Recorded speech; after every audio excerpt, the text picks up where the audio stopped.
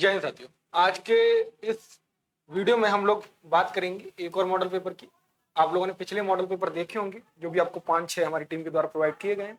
आपके एग्जाम में कल निश्चित ही आपके लिए फायदेमंद साबित होंगे और आप बहुत अच्छा स्कोर करके कल आए होंगे अपने एग्जाम में। ठीक है, कल का मतलब है कि जब भी आपका एग्जाम होगा उस दिन। ठीक है, पहला प्रश्न यहाँ पर क्या है? पहला प्रश्न कह रहा है, who is known as father of Indian constitution? संविधान का जनक किसे कहा जाता है? जनक का मतलब होता है पिता। पिता किसे कहा जाता है? तो याद रखना, बी आर अम्बेडकर साहब को कहा जाता है। क्यों कहा जाता है? क्योंकि इन्होंने संविधान का प्रारूप समिति के जो अध्यक्ष थे और प्रारूप इनके द्वारा ही तैयार किया गया था। प्रारूप समिति इंग्लिश में लिखते हैं ड्राफ्टिंग कमेटी। क्या बोलते हैं? ड्राफ्टिंग कमेटी के प्रेसिडेंट थे। ठीक है, चेयरमैन थे। ठीक है, याद कर लेना क्या बोलते हैं, चेयरमैन थे। ठीक, अब यहाँ पर और भी नाम दिख रहे होंगे सर, और नामों के बारे में बता दीजिए भैया। बता देते हैं। लो मेरे भाई सुनो, यहाँ पर आपको आपके बापूजी का नाम दिख रहा है। आपके नहीं, मतलब पूरे भारत के बापूजी। इनको बोलते हैं भारत के राष्ट्रपिता। लेकिन आप मान सकते हैं, लेकिन इसलिए नहीं, इनके द्वारा कई आंदोलन चलाए गए थे। जैसे चंपारण सत्याग्रह किसने चलाया, आपसे पूछ सकता है। तो चंपारण सत्याग्रह इनके द्वारा ही चलाया गया था। कब चलाया गया था वो याद रखना मेरे भाई, 1917। चंपारण जगह कहाँ पे? बिहार के अंदर है। ठीक है, चंपारण बिहार के अंदर जगह।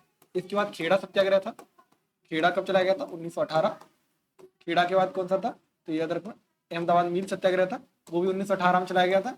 इसके बाद आपको 1920 में क्या चलाया था? नॉन कॉर्पोरेशन मूवमेंट था, असहयोग आंदोलन था। उसके बाद 1922 में चोरी चोरा कांड हो जाता और उसके बाद 1942 में ये एक आंदोलन चलाते जिसको कहते हैं क्विट इंडिया मूवमेंट, यानी कि भारत छोड़ो आंदोलन। ठीक है, क्विट इंडिया मूवमेंट।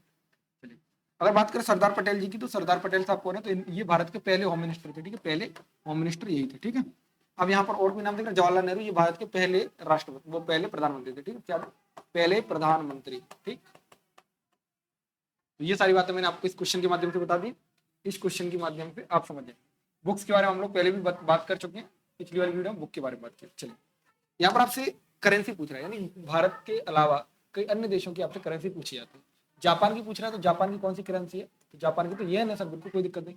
डॉलर कहाँ की? तो डॉलर आपकी यूएसए की है। ठीक है, अब मुझे जल्दी से बताना, एक क्वेश्चन मैं आपसे पूछ रहा हूँ जिसको जल्दी से बताना। भारत के बगल के राज्य है तो आपसे पूछे जा सकते हैं, मतलब देश है, पूछे जा सकते हैं। बांग्लादेश की करेंसी क्या हो? बांग्लादेश की राजधानी क्या है? ठीक है, चलिए, अगर बात करेंगे कि हम फलों को पकाने के लिए किस गैस का प्रयोग करते हैं, आपसे पूछा जा रहा है। जैसे लाफिंग गैस होती है, उस तरीके से पूछ रहा है कि राइपिंग, जो राइपनिंग होता है और जो पकाने के लिए हम फलों में काम करते हैं वो कौन सी होती है? तो याद रखो, एथिलीन होती है। कौन सी होती है? एथिलीन होती है। मीथेन का फॉर्मूला से पूछे तो याद रखना, मीथेन ए एन लगाए CH4 हो जाएगा।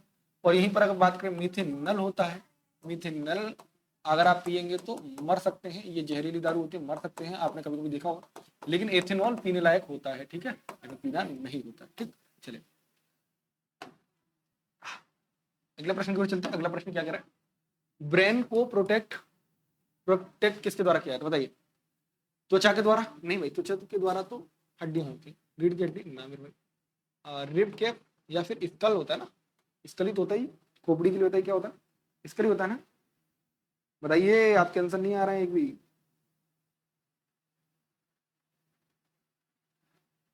ठीक, तो क्या होगा? स्कल ही होगा ना। ठीक, याद रखें। चलिए अगले प्रश्न की बात करेंगे। अगला प्रश्न क्या करें? आपको पूछ रहे हाईएस्ट लिटरेसी रेट किस की है, यानी किस भारत में किस राज्य की है? तो आपको पता है भारत में राज्य कितने? तो 28 राज्य हैं और 8 केंद्र शासित प्रदेश। अगर इनमें देखा जाए तो सबसे ज्यादा जो लिटरेसी रेट है वो केरला की है। सबसे कम कहीं पे है तो बिहार के अंदर है। बिहार में सबसे ज्यादा डेंसिटी भी है, यानी कि घनत्व भी ज्यादा है। घनत्व का मतलब होता है कि 1 किलोमीटर स्क्वायर के अंदर यहाँ पर लोग ज्यादा रहते हैं। ठीक है, याद रखना। तो महाराष्ट्र नहीं, मेरा महाराष्ट्र नहीं है, क्या होगा? केरल है। केरल की साक्षरता सबसे ज्यादा है और बूढ़े लोग भी सबसे ज्यादा यहीं पे, याद रखना, बूढ़े लोग भी यहीं पे। लेकिन हाल ही में एक राज्य है जो पूर्ण रूपेण साक्षर बन गया है। 100% साक्षरता आई। 100% मतलब 95 से ऊपर जाती है, 100% बोला जाता है। तो आइए, तो बताइए कौन सा राज्य? जल्दी से। मैं आपसे क्वेश्चन इसलिए पूछता हूँ जिससे कि आपकी चीजें रिकॉल हो जाए। यहाँ पर कुछ फुल फॉर्म है जो आपसे पूछ लेता है। मान लो कभी कभी आपसे सीपीयू का पूछ ले तो कंट्रोल प्रोसेसिंग या सेंट्रल प्रोसेसिंग यूनिट हो जाएगा। यहीं पर डीएनए दिया है तो डीएनए का क्या होगा? तो डाई राइबो न्यूक्लिक एसिड। ऐसे ही आपसे आरएनए का पूछ सकता है तो आरएनए का आप मुझे बता देना। ठीक है, सेल के पिता कौन थे? तो हम लोग उस दिन बात कर चुके थे। फादर ऑफ सेल किसे बोला जाता है? आप लोगों ने मुझे अच्छे से आंसर दिया था, रॉबर्ट रॉबर्ट हुक। ओके, चलिए ठीक है। भारत में मौसम की भविष्यवाणी के लिए कौन सा उपग्रह किया जाता है। पहली बात याद रखना, एक मेट्रोलॉजिकल डिपार्टमेंट होता है जिसके द्वारा फोरकास्टिंग की जाती है। देखो ब्रॉडकास्टिंग और फोरकास्टिंग मतलब क्या है, भविष्यवाणी की जा रही है, फोरकास्टिंग। ब्रॉडकास्टिंग यानी कोई चीज है उसे चलाया जा रहा है तो वो ब्रॉडकास्टिंग होती है। आपने न्यूज चैनल देखा कि ब्रॉडकास्ट कर रहे हैं, यानी कोई न्यूज चैनल होगा। तो बताइए इसमें से कौन सी आपकी सैटेलाइट है जो इस पर काम करती है, बताइए जल्दी से।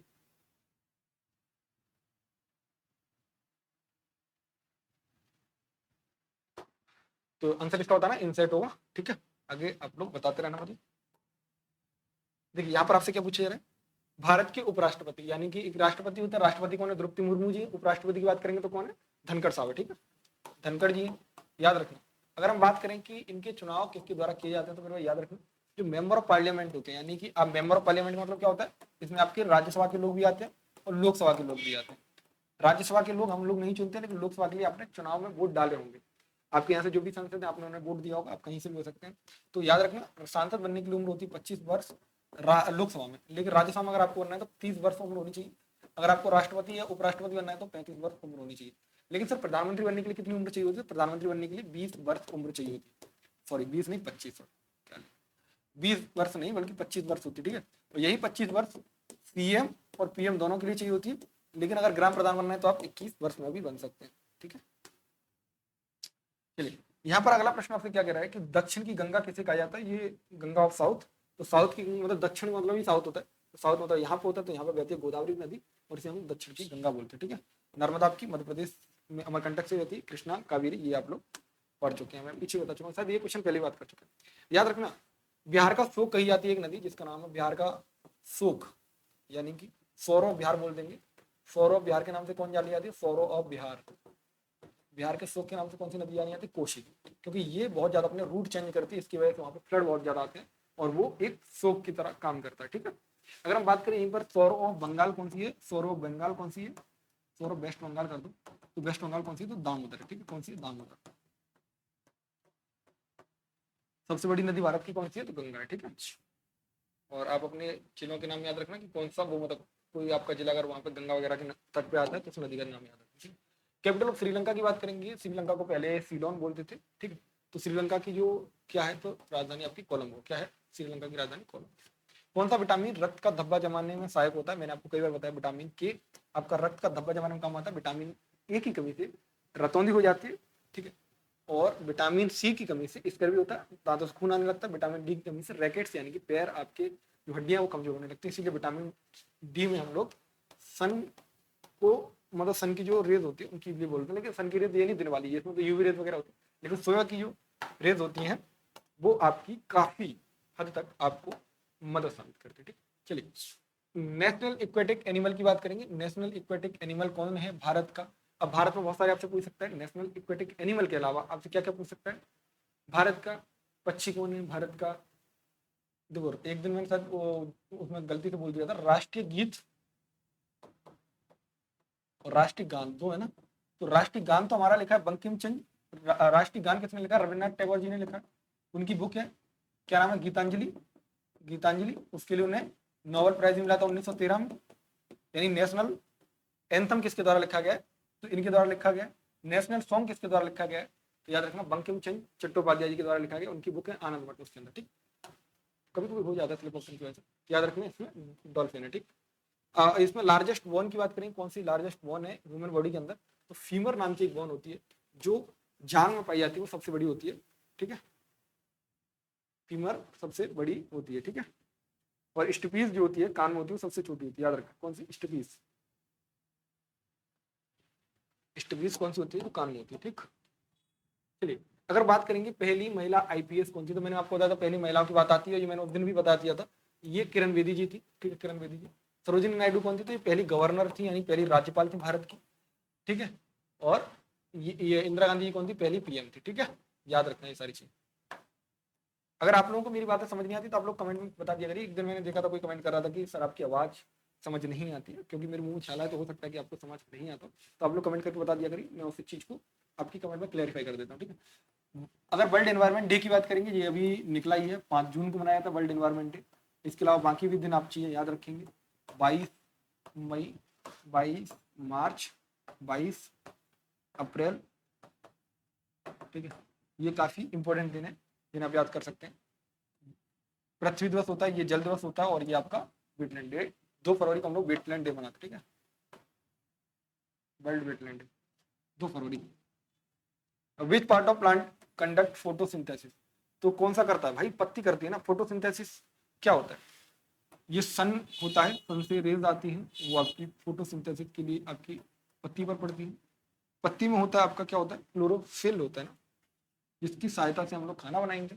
खाना बनाने के लिए इन्हें फूड क्या चाहिए होता है, तो इन्हें चाहिए होता है आपका CO2 की आवश्यकता होती है, और ये रिलीज क्या करते हैं, तो ये आपका क्या रिलीज करते हैं, ऑक्सीजन रिलीज करते हैं, ग्लूकोज के साथ में ऑक्सीजन रिलीज करते हैं। तो क्या होगा, C6H12O6, ये ग्लूकोज का फॉर्मूला है, ग्लूकोज का फॉर्मूला है, और इसके साथ हमें मिलती है ऑक्सीजन, ठीक है, याद रखना। अगर बात करें अजंता की गुफाएं कहाँ पे पाई जाती है, तो अजंता की गुफाएं याद रखना महाराष्ट्र के अंदर, लेकिन भीम बेटका कहाँ है, भीम बेटका की गुफा कहाँ है, तो भीम बेटका ये कहाँ, तो याद रखना मध्य प्रदेश, ठीक है। बिहार में आपको होता है, बिहार में क्या क्या है, पाटलिपुत्र मगध वगैरह यही तो था ना। चलिए भूटान की मुद्रा की बात करेंगे, तो भूटान की मुद्रा कौन सी है, जल्दी बताइए आप लोग, भूटान की मुद्रा कौन सी है।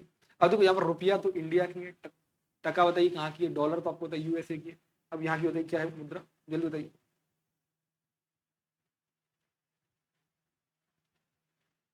तो याद रखना ये, ठीक है। और टका कहाँ की है, जल्दी बताइए, क्योंकि हम लोग अभी मैं पूछा हूँ ये वाला क्वेश्चन, इसका आंसर यही है। आपसे क्या पूछ रहा है, कौन सी अबंडेंट है एट अर्थ एटमॉस्फेयर पर, गैस के बारे में पूछ रही है। हम उस दिन भी सेट कर चुके हैं क्वेश्चन, तो ये नाइट्रोजन ही है, और नाइट्रोजन आपकी 78% पाई जाती है लगभग, और ये 21% है।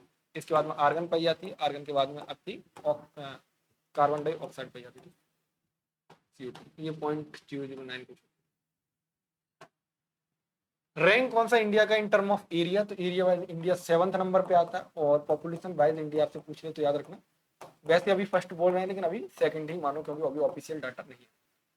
Was the first India to win Nobel prize, तो नोबेल प्राइज पहले जीत कौन थे, तो याद रखना ये थे रविन्द्रनाथ टैगोर 1913। किसके लिए मिला था, तो गीतांजलि, इनकी जो बुक थी गीतांजलि के लिए मिला था, ठीक है। मिनिमम एज क्या होती है भारत में वोट देने के लिए, तो मैंने आपको उस दिन ही बताया था, पहले 21 वर्ष हुआ करती थी, अभी 18 वर्ष है।